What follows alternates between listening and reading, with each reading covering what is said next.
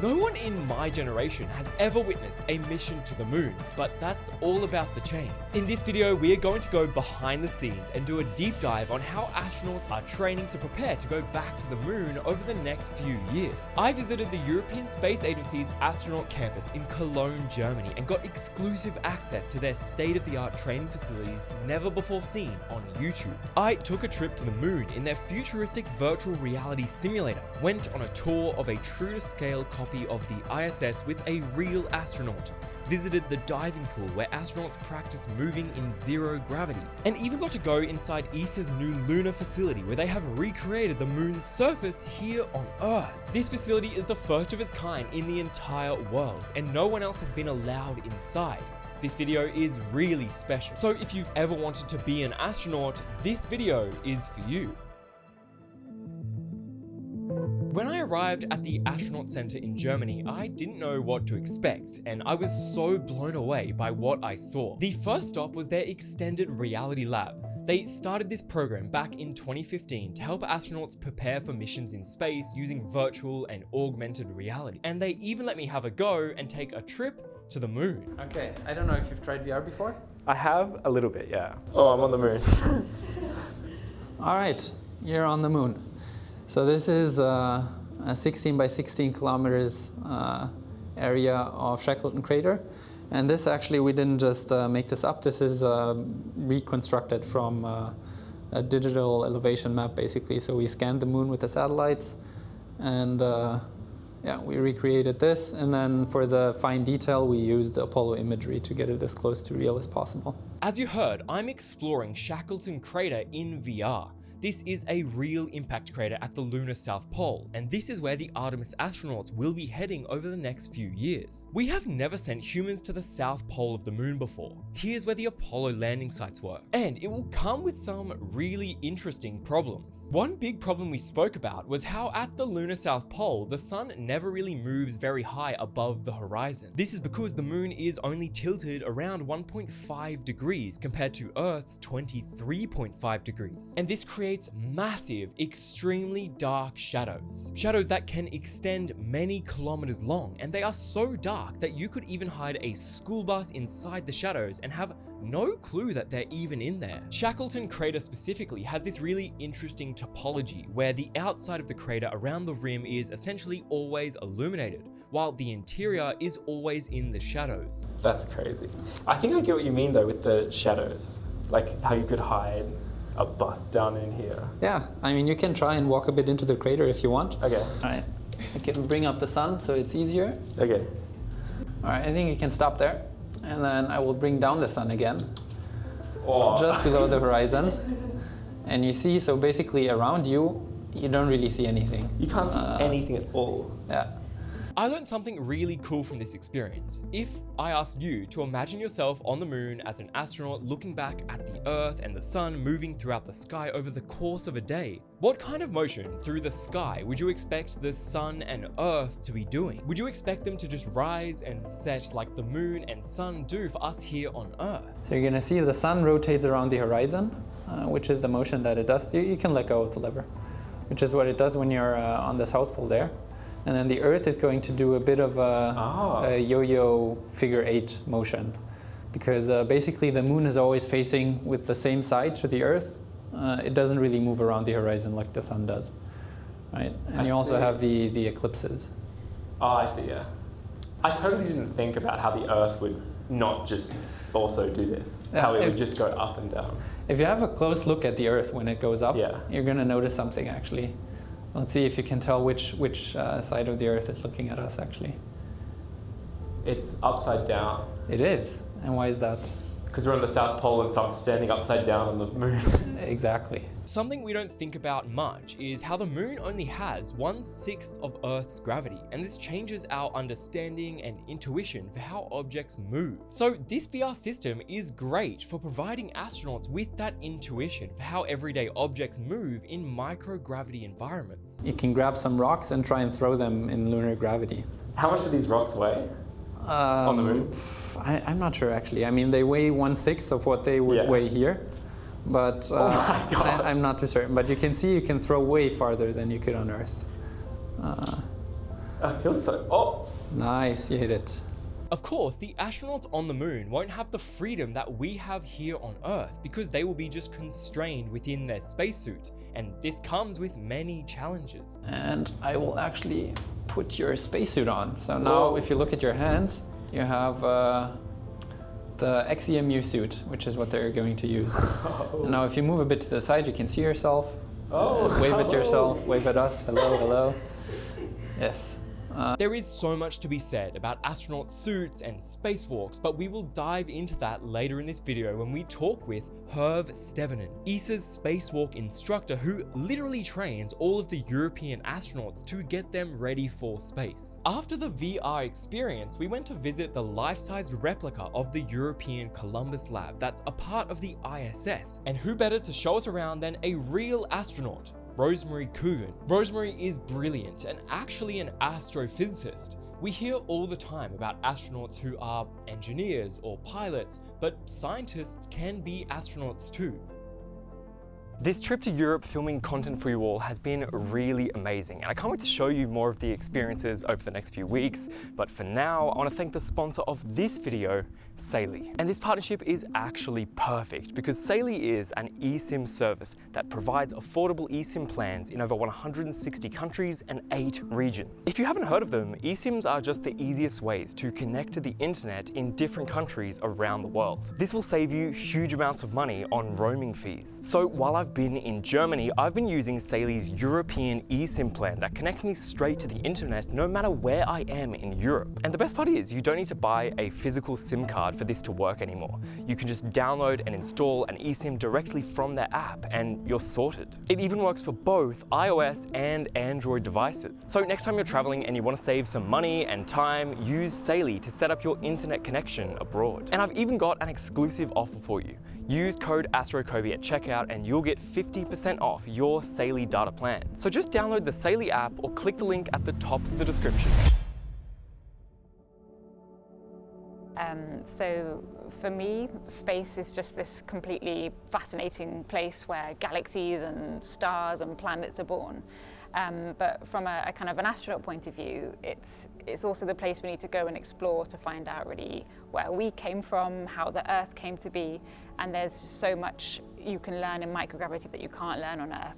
So this part here is Node 2, and then this is Columbus, and this is kind of the main part of this mock-up, the main event, as it were. But Node 2 is also quite interesting. I mean, I think this is always quite a nice bit to look at because this is a mock-up of a crew quarters.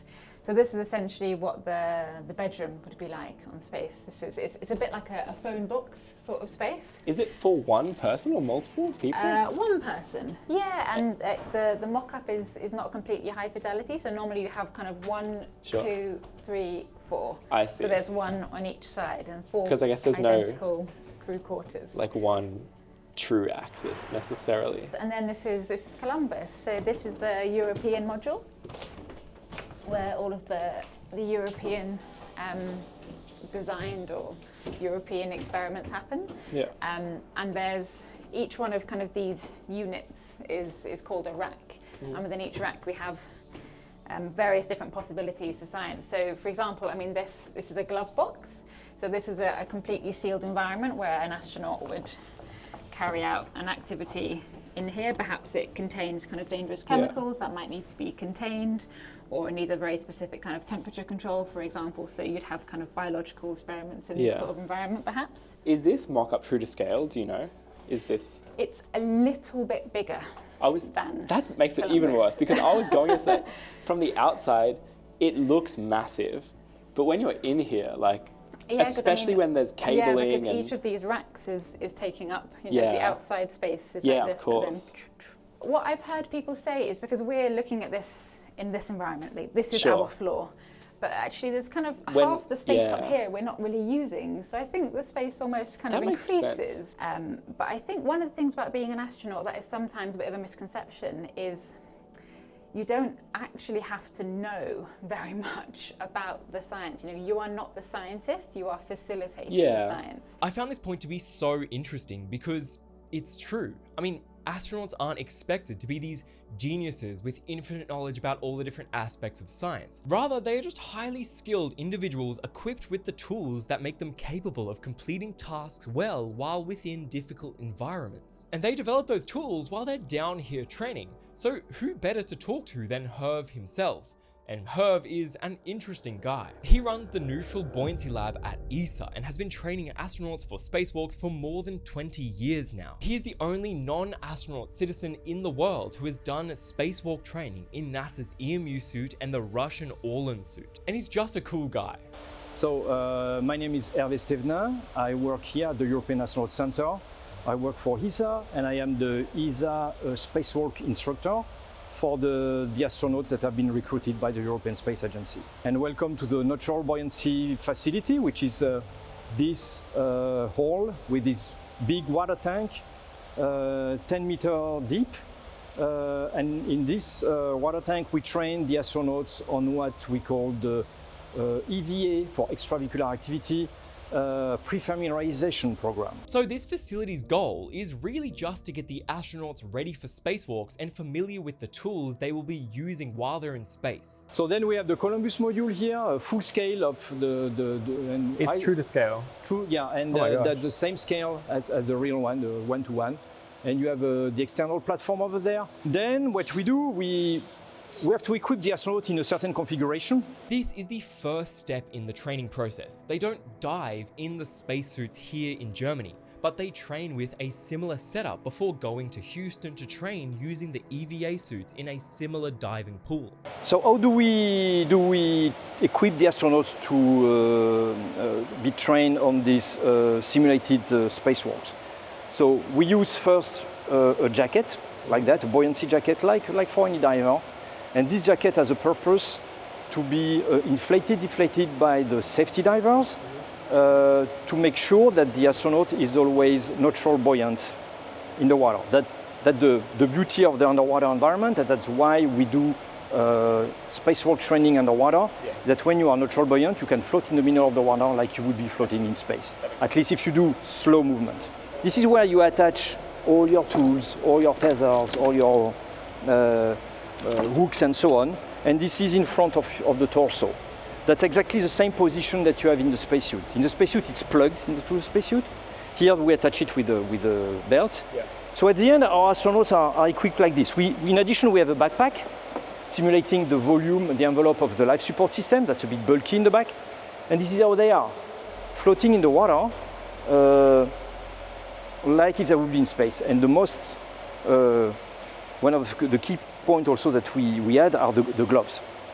So these gloves are just the external part, which is for protection from the heat and the micrometeorite that you can have in space. The real one are with multiple layers inside, and this is completely inflated under pressure. So there is a huge resistance, which we simulate by just putting another glove inside and a kind of T-bar here, which is a palm bar. The point Herve is making here is that working with these tools is extremely hard when the EVA suit is inflated. You lose so much dexterity, and so here on Earth, they simulate that by using 2 layers of gloves and that palm bar. Start already to reduce the dexterity. Yeah. Not as much as in the real spacesuit, but it's already tricky, quite difficult. This is super difficult to grab something when it's pressurized. Herve was saying that your arms get extremely tired because it's the equivalent of you having to squish a tennis ball thousands of times in just a few hours. So I just had to try out the glove for myself. The only other thing was, could I try on one of the gloves? Sure. So, because I never I will show you something first, and then you will try.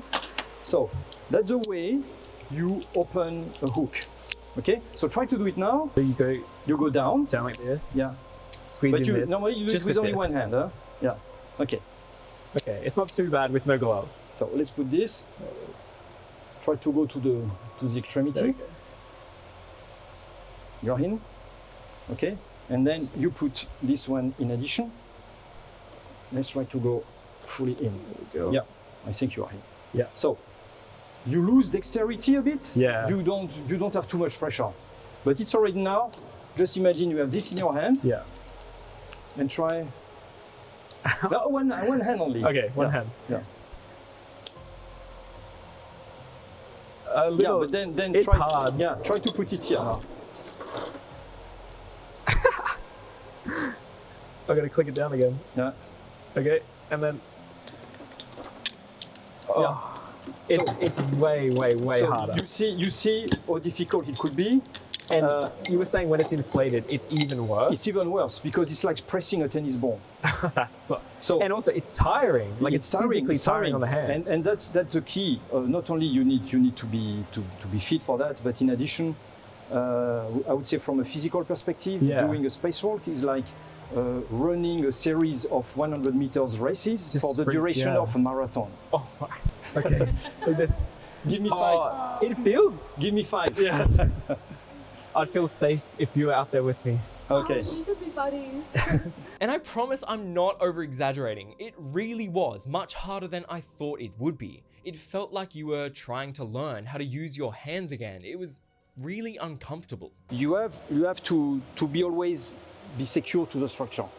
What you have seen maybe in the Gravity movie or only science movie where the astronaut is floating away, and this is unrealistic. This is catastrophic. This is nice for a movie, but this should never happen. And it has never happened in space. Why? Because first of all, the astronauts are attached to a cable, a safety line with a reel, like a fishing reel, you see? Yeah. And this cable is attached to a handrail just when they get out of the airlock. Yeah. And then they translate. So imagine that they lose the contact with the station, they will float away, but they will go back to the attachment point. Are they all attached with just this one? Yes. Yes. When Herv said that this one thin little wire was all that connected the astronauts to the space station, I got scared. And I understand that it's like really, really strong, but it still just freaked me out. Yeah, okay. That's the reason why they have a rule to apply, which is you have to be attached always by 2 points. Okay, sure. The second point is your hand, like this. So what they should do, if they want to translate, they have to grab another handrail and to let this one go. So it's forbidden to do this, to push and to reach the other one. Like in science fiction movie, they just jump, and that's not okay. This one, this cable, which is the best friend of the astronaut because it's a safety line. With that, you are safe. Imagine that you are not very careful enough, and this is going, you turn around, is going beside your backpack, in the back. You don't see, you're not able to remove it. You are like a turtle in the sand on the back. Stuck on your back. Yeah, stuck. So you have to call your buddy. Your buddy, it might be at the opposite side of the station, coming back, taking time, and helping you. That would be okay, but you lose a lot of time. Yeah. Now imagine that your body is incapacitated. Your body has a problem, is not able to go back to the station. You have to save your partner. You go there to save your partner, you will attach your partner like a bag, a big bag with these things, and you will pull your partner along the station inside the airlock. Now imagine that when you do that, you are stuck with this. Your partner cannot help you. Yeah. That means the two will die outside because there is not a third suit inside the station for someone to be equipped. And if you want to get out anyway, the start to get in the suit, it takes 2 hours. Now, I had to ask Herv about Luca Parmitano. He is a really brilliant European astronaut who has done many spacewalks, and there is one particular famous story about him. I've actually made a short video about it before, but in case you haven't seen it, I will summarize. Picture this. You're an astronaut going for a spacewalk to do some maintenance, and you're admiring the view of our beautiful planet below you, when all of a sudden, you notice your helmet starts to fill with water. This really happened to Luca back in 2013. It's hard to tell, but it feels like a lot of water. Oh, I see. I see it now, wiggling. Luca Parmitano reporting some water had built up behind his head inside of his helmet. 24 minutes later, the water had kept filling his helmet and it started to cover his eyes, nose, and mouth. So they cancelled the mission and he had to start heading back to safety. But what's even worse is the sun had just set behind the Earth, so he couldn't see anything. He couldn't communicate and was on the verge of drowning in space. So he simply relied on his memory of where the handholds were and slowly but surely made his way back to the airlock in complete darkness. And the craziest part was, this guy just didn't care at all. I mean, his heart rate was completely stable the whole time. So let's hear what Herve had to say about the situation. I wanted to ask about Luca, because there's that story of when his mask was filling with water on a spacewalk, right?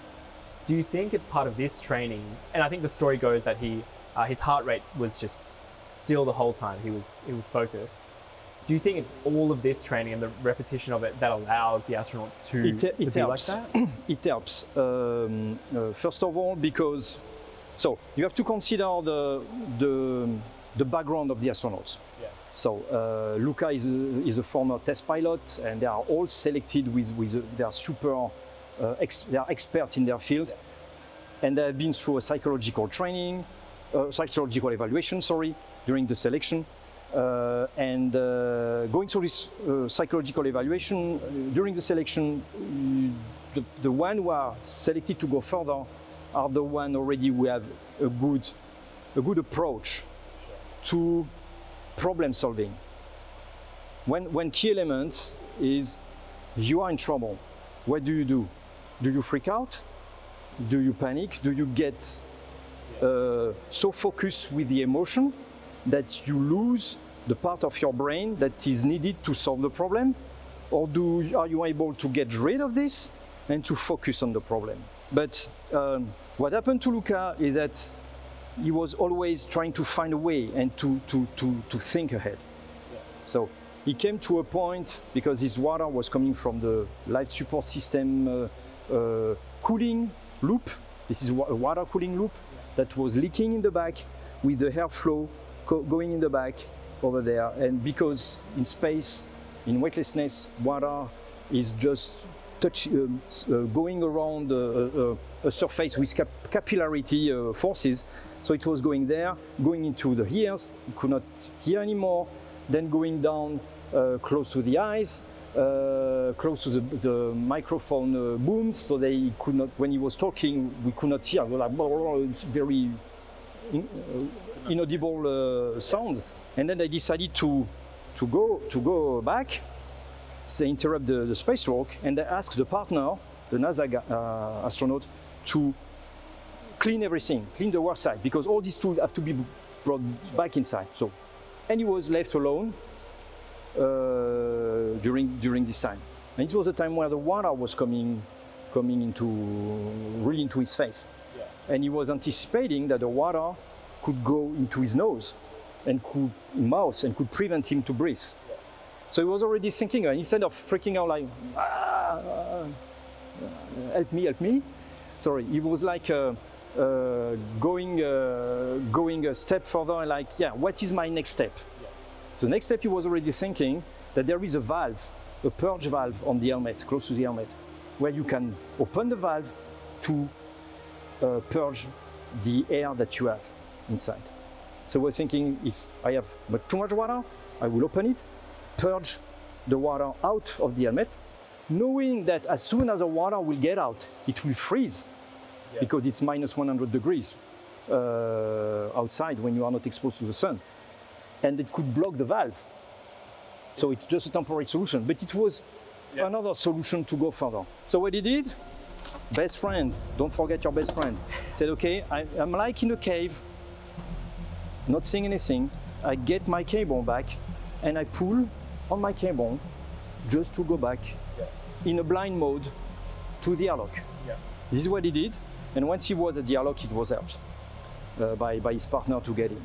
And I think he makes a great point. I mean, it's clear that the repetition and training is what saved Luca that day, but ultimately astronauts need to be able to stay calm under pressure and think ahead, figuring out what their options are and making the correct decisions to save their own lives. And finally, it was time to visit the brand new lunar facility. When I was visiting, it had only been open for a few weeks, and it is truly amazing. It features a 700 square meter testbed filled with lunar regolith simulant, essentially moon dust that they have recreated here on Earth. Welcome to Luna. I think this is not only the newest facility here at EAC, it's probably one of the newest facilities across ESA. Just recently inaugurated about 2 weeks ago. And Luna is our, what we call Moon on Earth. It's our place where we simulate the moon. This facility is the first of its kind, and it has so many uses. Before this, when people wanted to do astronaut training or test lunar rovers, they either had to do it in a small testbed like those used for the NASA Mars rovers, or they would have to go out and do it in the field by going out to the deserts. But of course, this takes a lot of time and resources, and if it rains, your day is ruined. It's already open, so you can already see inside. Yeah, you've already found the most interesting view. It is massive. So this is the moon testbed. Yeah, it's about 700 square meters. And how deep does the regolith go? In most of the area, it's 60 centimeters deep. Okay. That's deep enough that you really feel like walking on sand and not on concrete that has some sand on it. But then on the left-hand side where you see this crater, this is 3 meters deep. Oh, wow. And that's where we want to do subsurface activities. Like you can use it to terrain shape a bit, make it feel like a moon, but you can also use it to do some drilling, excavating. We've also put some targets already underneath that simulate water ice, that simulate a lava tube. So you can start detecting stuff from the surface with instruments. A massive feature of the facility is the lunar regolith simulant. By analyzing real moon rocks and dust, they were able to figure out the chemical compositions and recreate it using volcanic rock and other minerals that are mined here on Earth. So the regolith is what we call a simulant, a regolith simulant. So it's something that's as close as we can get to the lunar surface material, but there are different simulants around the world. We use one that we call EAC 1A because we've classified it here at EAC. This is much more fine than what you typically have on a beach or so. It really feels dusty and not sandy, so it's, you can touch it if you want. And that's why whenever you go in there, you need to wear protections.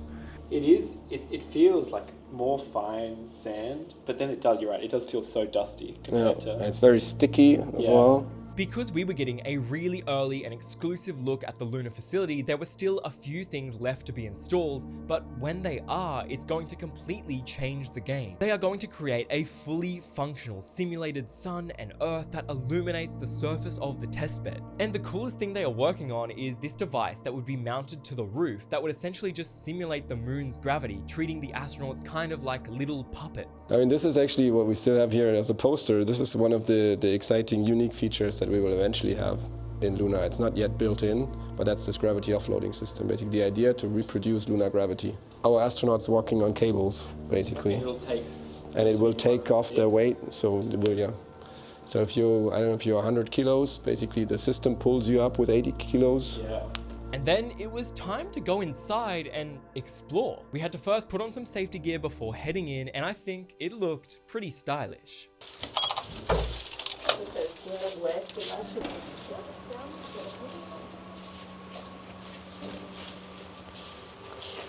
Interestingly, they were saying that over the next few months, they're probably going to have to stop allowing people who aren't actively training from entering the facility. So this might be the only time a YouTuber is allowed inside. And it was genuinely mind-blowing in there. I mean, they had massive rocks for astronauts to practice doing geology fieldwork on.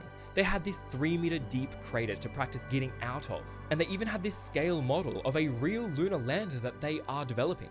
So one thing is recreate a bit what you typically do in the field here. Understand how you move, do it repetitively in the same environment again and again, trying to understand how it works over time and how you optimize processes.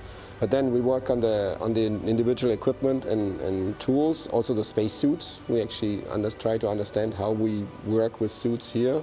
Emergencies is a big thing, like how do you handle astronauts that have some kind of incapacity? I don't know, someone falls down a crater, how do you get him out or her? The idea is that eventually, that's our ambition, that anyone that goes to the moon at some point will have come here before and have trained here. It is things like this that get me really excited for the future of space exploration, and I can't wait to see how the facility is used to prepare real astronauts for missions to the moon over the next few years. If you could like and subscribe so we can continue to make videos like this, I would really appreciate it, and I want you to comment down below where you think we should go next.